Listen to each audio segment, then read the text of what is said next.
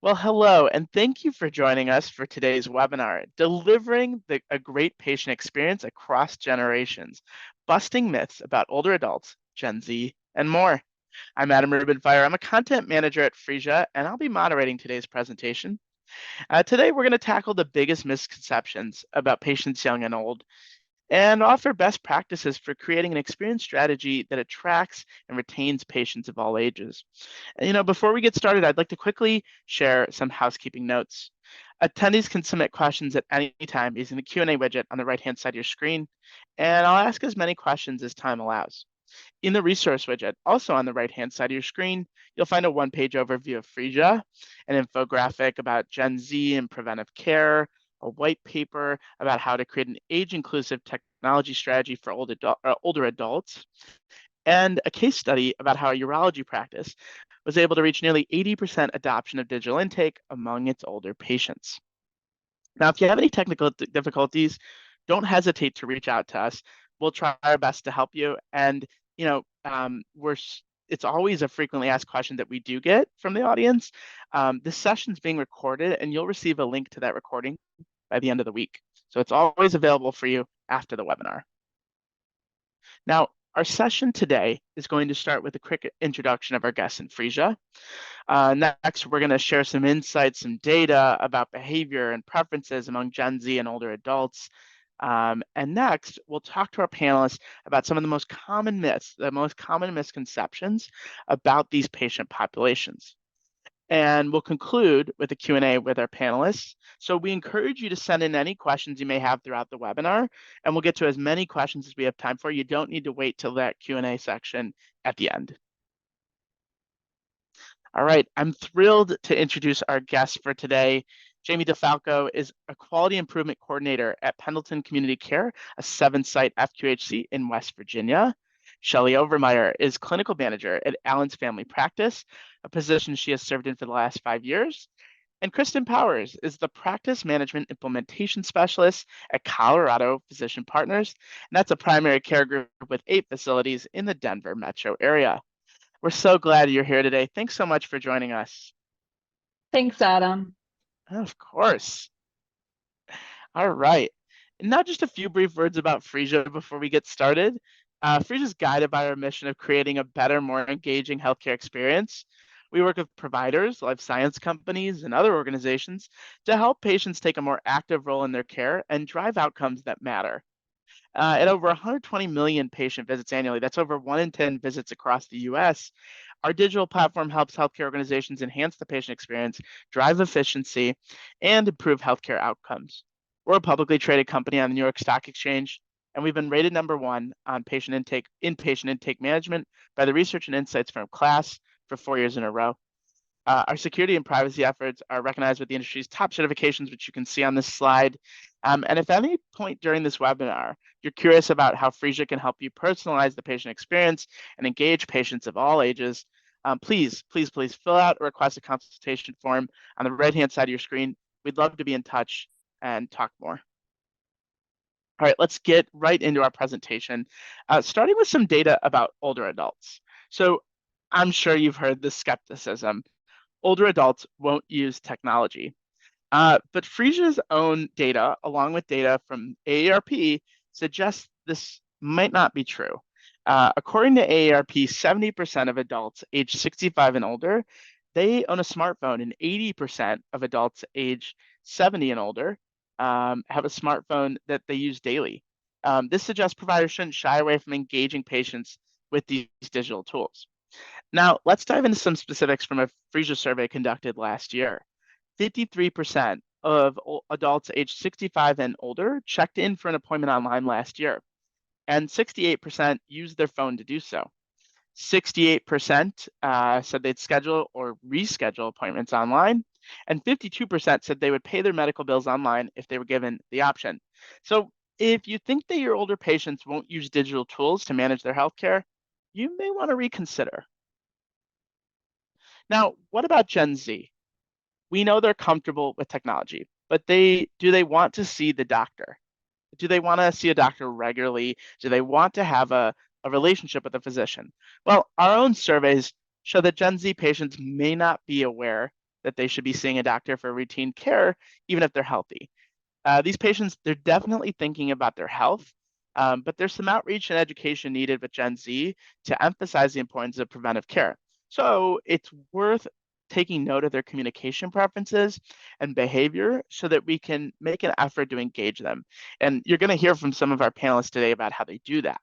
But an important thing to note is that only a third of Gen Z patients reported using an app for any of their healthcare needs. So let's be clear.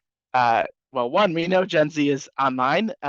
They really are the digital generation, but they just don't want to download an app to engage with their healthcare provider. That's not their preferred method. So as much as possible, we need to communicate with patients using technologies that they already use, like email and text. And I would say Gen Z is definitely, text is going to be that major tool for them. And we don't want to require an app or login for them to manage care because the data shows they're not likely to adopt it. Um, and here's some other stats about Gen Z's experience with healthcare that we think are worth sharing. 50% of Gen Z prioritize a convenient location as the number one criteria in selecting a primary care provider. So convenience is important. 62% prefer to communicate with their provider in person.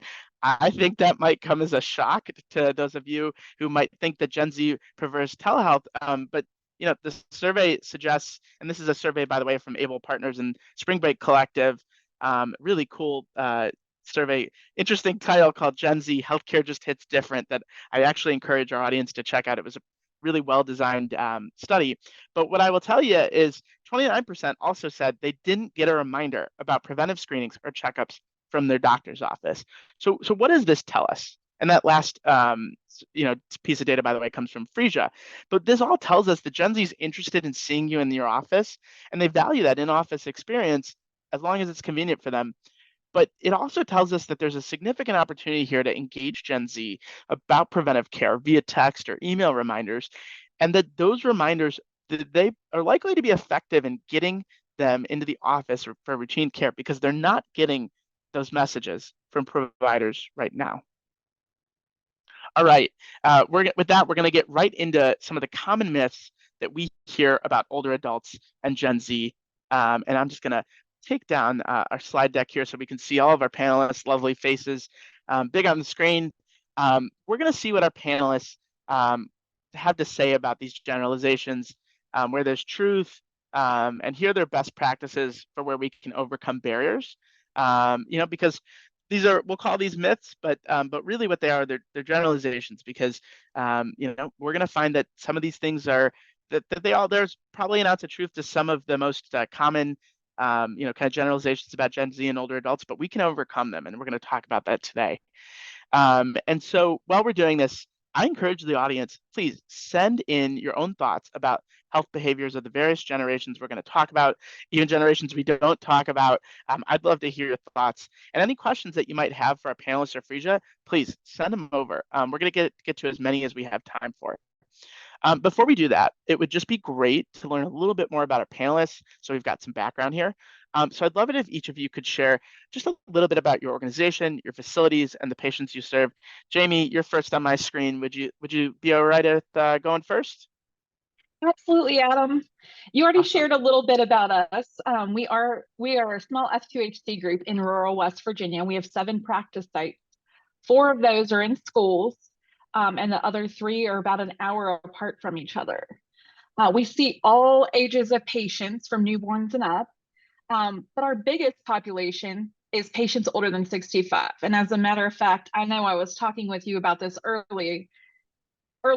Our county has the oldest population in the state, and our state has one of the oldest populations in the country. So we know a lot about older adults and some of the issues and things that need to be overcome that come with that, such as technology literacy. And we also have extra things here, such as the lack of cell phone service and internet. So those are all fun things that we can speak about and how we've overcome some of those issues.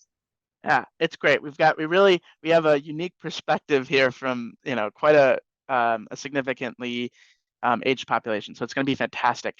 Kristin, you're next on my screen. Would you like to introduce yourself? Hi, I'm Kristin Powers, and I work in the Denver area. We have 8 primary care practices, and we also see patients from birth all the way up. Similar to Jamie, we focus a lot on the older population, so definitely got some insight for our 65 plus population. And another thing that we do is we really focus a lot on preventative care, a lot of those quality measures that come with the preventative type of appointments. Excellent. Shelly, what about you? Hi, I'm Shelly Overmier. I am the clinical manager at Allen Family Practice. We are a privately owned practice with 3 providers. We do have a lot of older patients as well. Probably about 58% of our patient population is older. But we also have Gen Z. We have a little bit of variety because, again, like the other 2 panelists, we see our patients from birth to end of life. We even do hospice and hospital rounds. So we get to see every part of their healthcare and put it all together for their wellness. So Excellent. Well, thank you so much for sharing that. Let's get right into it. Let's go with our first, myth, which would be that older adults won't use technology to schedule appointments, check in, pay their bills, all these administrative tasks that that our practice administrators and the like are often involved in. What do y'all think? Is it possible for us to help older adults feel more comfortable and supported?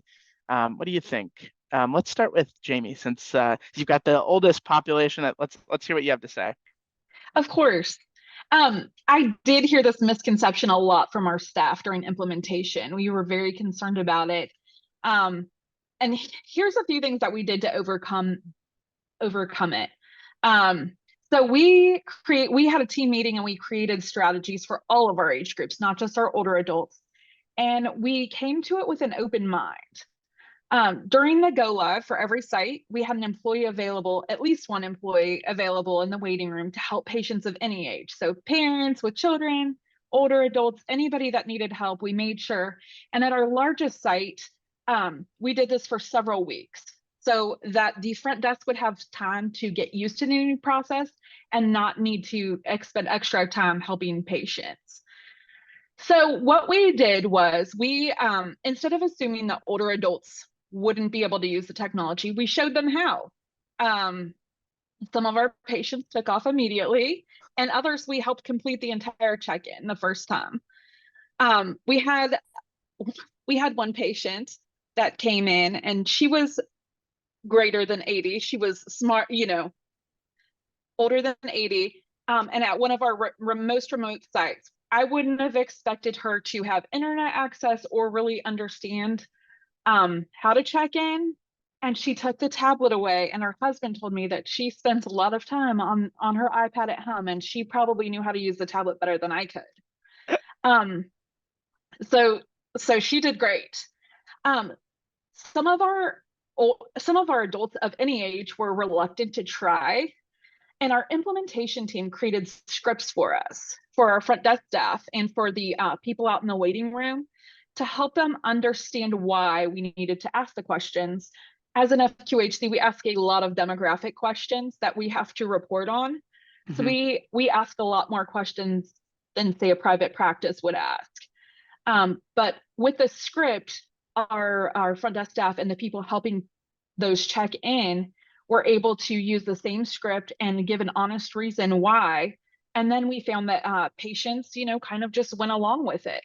And as we showed them how to do it, they became more comfortable. One of the other things that we did was we used Phreesia analytic tools to break down check-in times by age groups.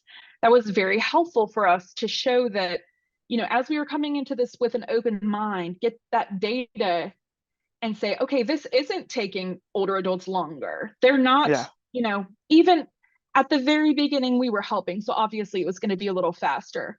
But as we watched the data from the Phreesia analytics tools, we found that our 65 plus age group they were checking in like a minute faster than any other group. Mm-hmm. So we also found that after we got the ball rolling, the second time, patients were either able to check in by themselves, whether mobile or on the tablet, or they saw the value in checking in, doing the pre-check.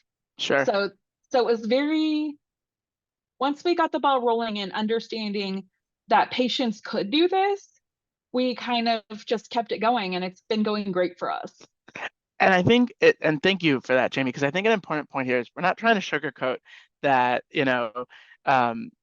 we understand that older adults may need a guiding hand, but that's actually a great touch point for patient satisfaction, right? We're not handing people a pad or texting them a link and saying, hey, go do this, and I'm not going to help you. That's not what this is. If anything, it's this has significant benefits for the staff, for the patient, for overall costs, and this is important, and how we articulate that to the staff and the patients is important. Kristin, I'd love to hear your thoughts on this as well, because I know one of the things really too is when you are saving time with staff, you have more time to spend with folks who do need help. So I'd love to hear your thoughts on how you've older adults have adopted self-service technologies at your practices, I should say. And similar to, Jamie, I'll probably resonate a lot of things that she had said, but yes, I think that older adults can feel more comfortable and supported. I think patient engagement for any population begins with the initial counter to the practice, whether it's when they were with us as we onboarded Phreesia, or if they're new to our practice after we've already implemented Phreesia. So for the patients that are new to our practice, I think detailing our processes and expectations was crucial for us, and it still is.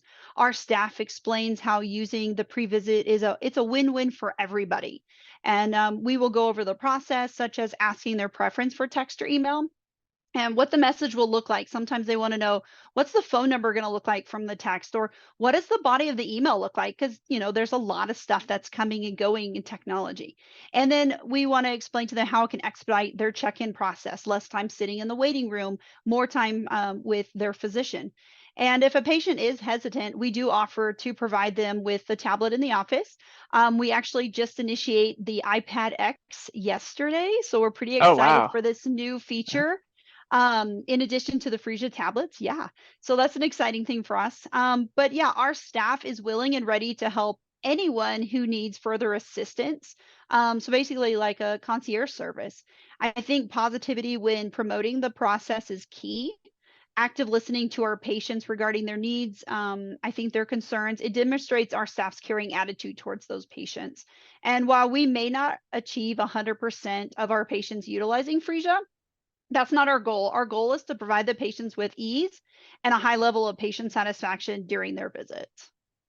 Well, that's great. That's fantastic. Thank you so much, Kristin. Shelly, I'll leave it to you for this as our last comment on this myth. As far as we've been talking a bit about intake, and I'd love if you have anything to share about that, but also, scheduling and payments. I'd be interested if you have any thoughts about how older adults have adopted those kinds of digital technologies as well. Sure. So I would just add on to what Jamie and Kristin said. I mean, we did a lot of the same things. We just adjusted our workflows to make sure that there was someone available all the time for the patients. It did take us a little while because we have such a high older generation, population. It did take us a little while to kind of figure out those workflows and kind of talk through it with them. But I created scripts for the front desk, just like Jamie was talking about, just really the positivity of, hey, this is going to help each one of us. It's going to help you check in faster. It's going to lessen your wait times. That was very important to the patients. We didn't even realize how important that was. If you say, hey, it's going to lessen your wait time, they're really apt to do it. So anything that will get them sort of in and out. So that helped a lot. Just really encouraging them that they can do it, because a lot of times they think, oh, well, I can't do it. I've never done that before. Just really providing the positivity and encouragement for them. We also implemented payment assurance. And so it notifies them through email or text, and it just lets them know, hey, you do have a balance. And we we kind of thought it would work a little bit better for the younger generations, but what we're finding is the opposite. So we actually have a lot of older patients that are paying more on our payment assurance. They like the notification. They like to know, you know, in advance, hey, you know, you have a balance that needs to be covered. And so we've done really well with Phreesia, and it actually works out to where initially they were rather resistant to it, but now it is just part of our workflow, and everyone knows you're going to get a pre-registration. It's quicker if you'll just do it before you come to the office, or if you need to come to the office because maybe they don't have a smartphone or a computer, because we do run into that a little bit too.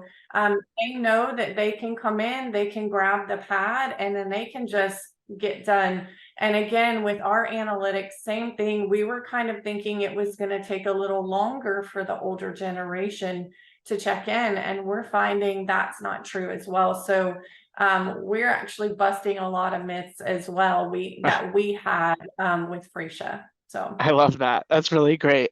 Thank you. Yeah, I mean, Jamie and Shelly, you brought up good points that even though the data, you know, that we have does show that older adults are likely to have a mobile device and are using them often, you're still gonna have cases where people don't, especially there also can be in rural areas, there can be, Jamie, I think as you've mentioned to me, there can be cellular connectivity issues. So hardware, you know, like a PadX is a really helpful thing to have. And it's just a great, you know, backup in the office. So I would love to stay with you, Shelly, on our next you know, myth, which is that younger patients like Gen Z and millennials, that they're not loyal to any one provider. And I'm just curious what best practices you have to attract and retain this age group, what you've found kind of brings them into the office and helps build a relationship.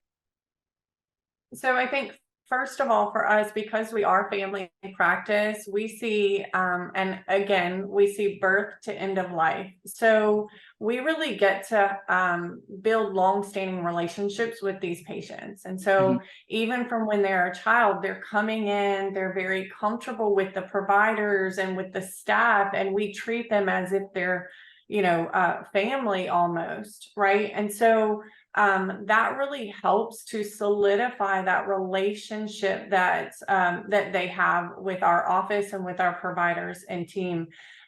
We also, our providers are amazing.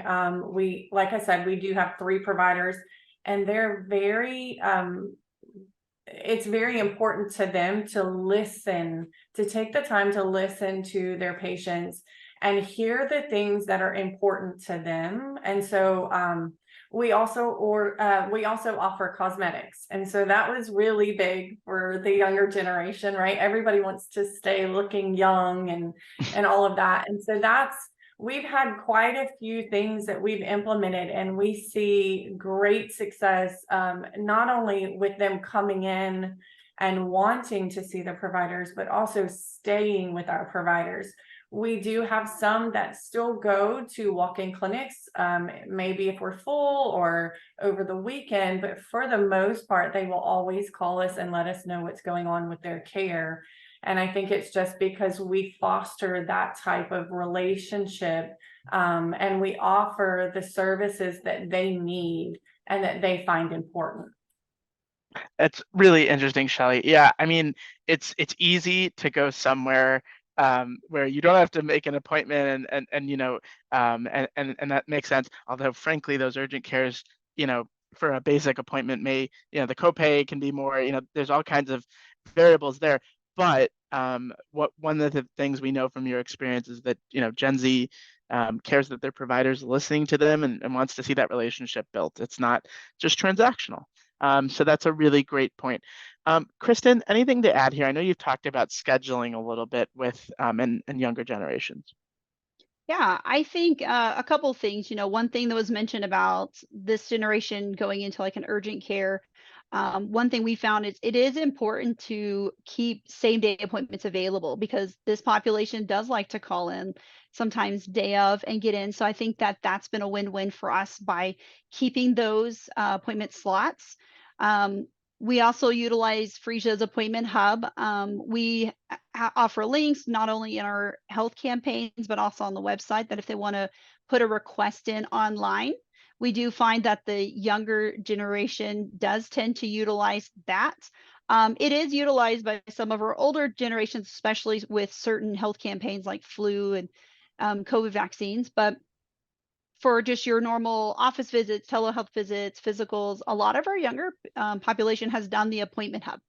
And then I also think too, like some of our practices, we might have like pods where we have physicians with APPs, and giving a little more flexibility. Again, if one provider is busy, could they see another one that's in the practice? I think that that does appeal to some of these younger generations where they're more so looking to be seen, and they are, coming in probably more last minute, same day type of appointments. I'll just add that smart scheduling tools where, that you could text and say, I want that appointment, that opens up. Also are probably pretty effective with Gen Z in the sense, well, A, they're texting already, but B, that gamification of that and the interest in being seen sooner can definitely help. Jamie, I think one of the things I don't want to get lost here is that Gen Z and millennials aren't just patients, they are often parents of pediatric patients as well. And so I'm curious if you have any thoughts about how you've been able to attract and retain that age group and emphasize the importance of coming in. Of course, Adam. We do find that that's the easiest way to retain patients as, parents do age and have children of their own. Getting the information in the same way for both the kids and the parents, a consistent flow of information, a consistent way to ask for information has been really helpful for us. One of our best practices is when we're doing EHR portal adoption, we always want to make sure that the parents have all their children linked on there so that if they need to ask questions, they have information in one login for that. The nice thing with Phreesia when they are checking their children in is they don't have to have separate passwords. They just need their child's date of birth. And sometimes that can be hard enough. Another thing that our parents like here is the ability for screeners, specifically for kids and things like that, ASQs, things like that, to be able to be done earlier prior to the appointment. So that way, if you bring in just one or two kids, you aren't sitting in our office filling this information out and trying to wrangle your kids as well at the same time. So we've had several patients stay because of the new technology that we're able to offer through Phreesia. That's great. And let's stay on Gen Z for a moment and talk about our next myth, which would be that Gen Z would rather see a doctor via telehealth, or they just go to an urgent care or convenient care clinic. Are we actually able to get Gen Z to come into the office regularly? And we've talked about this a little bit, but Shelly, I would love to talk to you a little bit about this, because I think one of the things that's interesting here is you've mentioned the importance of not just cosmetics, not just primary care, but mental health services as well, that it's a priority for this generation. Tell me a little bit about your experience there. So for mental health, it is very, again, like it is very important for this generation. And so they feel safe with the providers because, like I said previously, our providers are really keen on sitting with them and listening to them and really meeting their needs. And so because it's important to the younger generation, it's important to our providers, and they feel seen and they feel known and they feel important, and it helps them to even further build a relationship with our providers. And so since we're seeing them from a young age, it really helps to solidify that relationship with their family doctor. We also are, like Kristin kind of talked about a little bit, we are also really big on wellnesses. And so scheduling annual wellnesses. And I know that a lot of clinics really focus on the older population because that's really where the HEDIS gaps are and that sort of thing, the 65 and older generation, but we like to do it for all ages. And we allot more time for them so that they can discuss their needs, whether it be, mental health, or it be, just concerns about their family history or social history, that type of thing. And so for our providers, we find making sure that they're coming in for their annual wellnesses. And at first we didn't think the younger generation would do that, but they really do. They want the time with the doctor, and they want to be able to discuss, their needs and their health with their provider, so that their provider is up to date with how they're feeling. So. They've got a holistic view on health, it seems. Maybe I shouldn't say they. I'm a millennial, but but I think, Jamie, I would love to just talk. I saw you nodding, so if you have anything to respond to that, Shelly, feel free to do so. But I think with pediatrics too, I'm curious, like, how you educate, especially with an FQHC patient population, how you make sure parents are aware of the need for consistent visits, for immunizations, all of the like kind of check marks, developmental milestones, and those kinds of things, all the important check marks, how you educate your parents for that. And we've been working with a lot of custom communications for our patients as we've had Phreesia. We found that previously, the doctors would speak to the patient, and maybe they had 1 or 2 kids in the room, and they would say, you need to come back in 3 months. And the mom's not listening. They're trying to get their kid from running out in the hallway, or, in the parking lot or something like that. One of the things that we found that's really eased that for us is the custom communications and patient outreach tools through Phreesia. We can set up, specific links with self-scheduling. We can do like age-related milestones, flu shots, vaccines, without the extra work to set up something with a group of patients that we know needs a service or hasn't been seen, and send that out to them to make it really easy for them to come in. I think that's great. And I think it's an important, we don't want to send, an email out to our entire patient population, especially when we're talking about like family practices that are serving such a large range of ages. And we don't want to send an email out about pediatric, needs to all of our patients. And we also, frankly, we want to be able to do this easily in a way that doesn't require too much work of staff who, aren't going to have to like go into this Excel sheet here and figure out this thing here and update these things here. So I think that's a really important point, and I appreciate you bringing it up. I think the other thing I would love to note is to get into, older adults, to go back to older adults for our last myth, which is that older adults won't text or email, that staff have to call them. Do you find this is true? Let's talk about communications for these folks. So let's start with Kristin. Kristin, tell me a little bit about your experiences with older adults and communications. Yeah, do older adults not want to text or email? I think the answer is yes and no, to be honest. It all depends on the delivery of the patient, education regarding our processes. And I think that while we do provide scripting during our onboarding training, and I think that's something that was touched on by both Jamie and Shelly earlier as well, we want to make sure our staff embraces our workflows and they have a positive attitude towards it, because that really can influence the patients to also embrace our technology and our processes. As mentioned before, some patients, if they do struggle with the concept, we are going to provide them with help in the office. We actually are using like scheduled broadcast, and we do the patient chats, and we do get the older patients who will respond.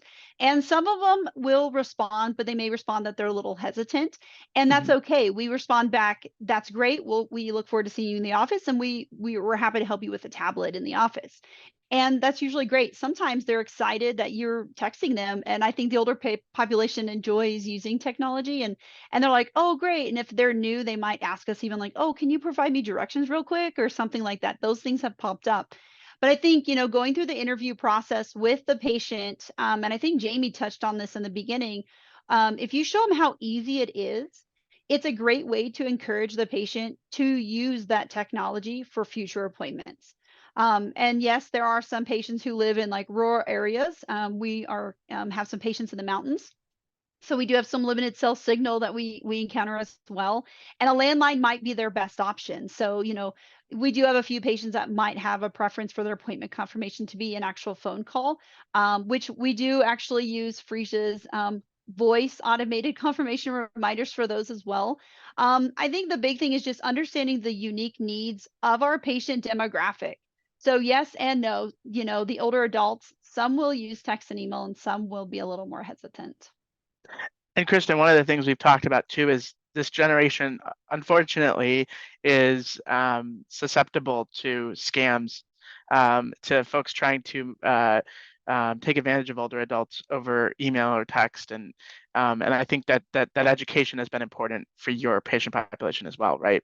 It has, and we've actually created, we use health campaigns as well as creating posters. What we've done is create like screenshots of like what the email might look like so that That's they great. see what it looks like, who it's coming from, and we can tell them, these are the numbers, or, using the Phreesia link, it's going to say something about that in it. So I think that really does help ease some of the patients who are a little more concerned about that.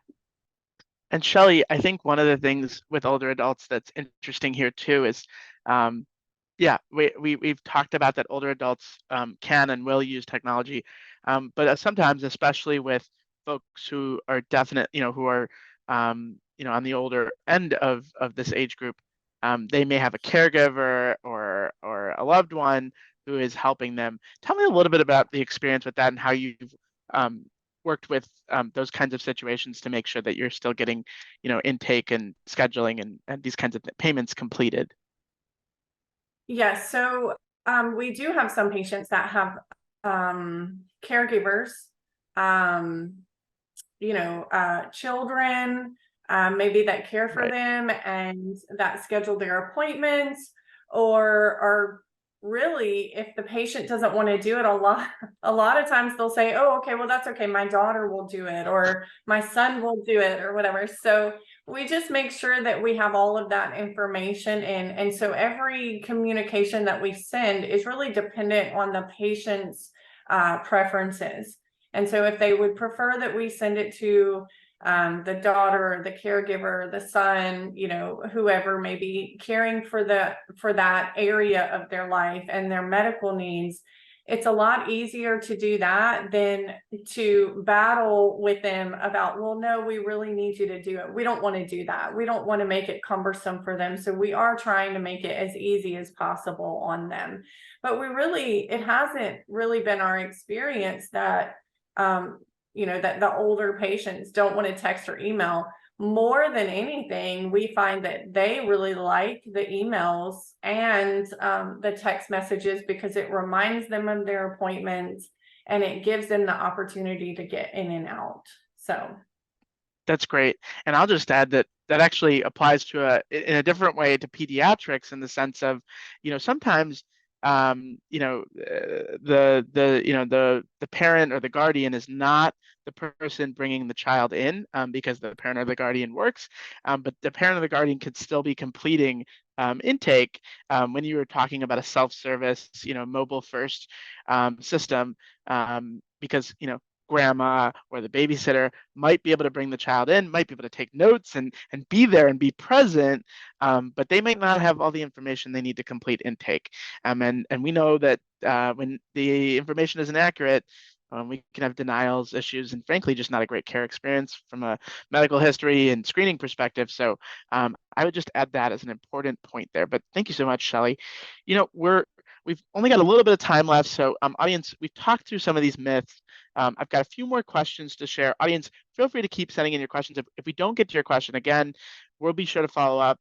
We'll be in touch with our lovely panelists here who can help answer them if we don't get them to them after. We'll follow up with you.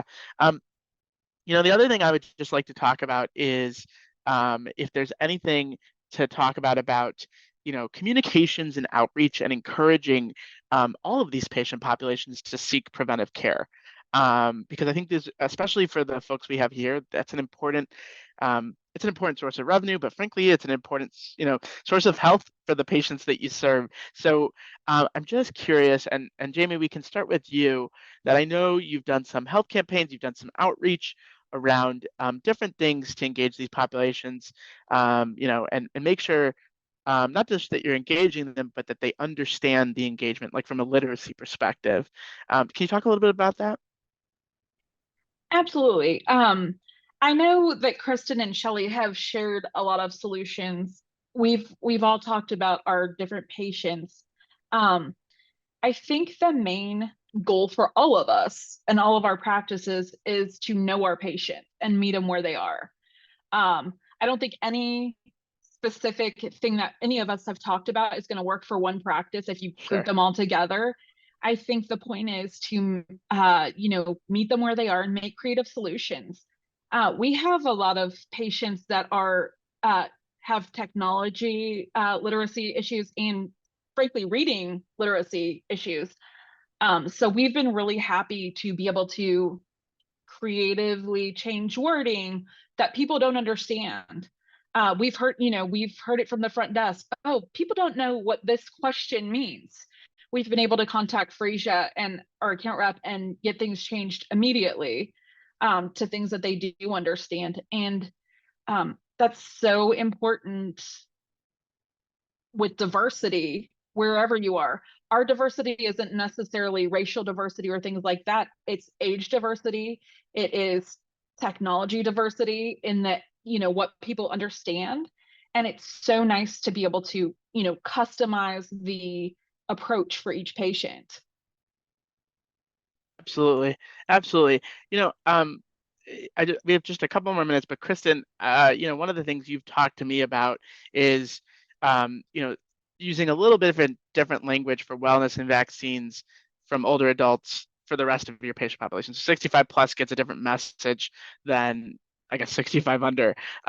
Anything to talk about there? Just any best practices that you found? I think Jamie made some really great points. Is one of the nice things about Phreesia is it is so customizable. That was a huge selling point for us, because you do have to meet the needs not only of your overall practice, but each practice we have unique needs, and even the patient population is going to have unique needs. And so I think that right there is a huge selling point for us with Phreesia for a lot of components overall. And yes, with the health campaigns, we do target different patient needs. We do have to make sure we can meet them where they're able to understand what we're doing, provide them with forums or patient education that we need. And even on the health campaign, some of them we do still follow up with. And if the email health campaign doesn't reach them, we use those reports to follow up with them via phone, or we mark it so we can follow up with them when they come in for their visit. So I think just kind of piggybacking off what Jamie said, I think being able to customize to meet all the needs of our providers, our patients, just the practice in general, our goals, is really beneficial for us. That's great. I think that really ironically brings me to my last question about really personalization and approachability, which is, final question is I would just love to hear from each of you, kind of a rapid fire, if there was one piece of advice that you could give to a healthcare organization that's trying to personalize the experience, make it more approachable, and be able to engage patients, Kristin, like you, or Kristin or Jamie, like you said, where you are, really getting, at their unique needs, what would it be? And Shelly, I'll start with you. What would the one piece of advice you would give someone here? I would say something similar to what Jamie said earlier, is know your patient population. If you don't know it, definitely pull your analytics to make sure that you're aware, and be proactive. Make sure that you are planning ahead. You don't want to get behind, right? And have to rush and hurry to try to figure all these workflows out. Really think through the process and how you can best serve your patient population, because like they said, every clinic is different and the needs of every clinic are going to vary. And so that would probably be my my best advice. Got it. Great. Jamie, anything to add there? I really want to echo what Shelly said about the data. We live in a science environment. We live in healthcare here, and health data shows you what's the truth, right? So we always seek data because, like, with these myths that we're trying to uncover, you can do that with data. You can show what's real and what's actually happening. Anytime we have questions and we can't pull the data for ourselves from Phreesia, we always reach out to our account manager, and they're able to customize even more data solutions for us, reports and things like that. So my biggest, I guess my biggest thing would be, like she said, check the data, make sure you're familiar with it and what's available to you, because there's so much, if you just play with it, that you can get. And if you have questions about that or need to change, talk with your account manager and see what custom solutions you can come up with that data. Okay, great. Kristin, last word here. Anything to add? Anything that we haven't gotten to? I would just say that using Phreesia allows organizations to lessen the administrative burden on staff so that our staff can focus more on patients. I know that sounds kind of a simple, broad statement, but I think it simplifies a lot of things because Phreesia can do so much for patients and staff. At a time when it's really difficult and challenging to hire staff. So that's fantastic. Well, thank you so much to our lovely panelists. I'm just going to throw our thank you slide up on screen here so you know how to get in touch with us if you'd like. But that's all the time we have for today. If we didn't get to your question today in the chat, or if you have questions about Phreesia, again, please don't hesitate to request a consultation using the form on your screen. We'd love to be in touch. Wow, thank you again to our panelists, Jamie, Kristin, Shelly. This was fantastic. It was so great to talk to each of you. So cool to hear how you're busting myths even in your own organizations. I thought that was really great. Audience, thank you so much for joining us, and have a great day, everyone.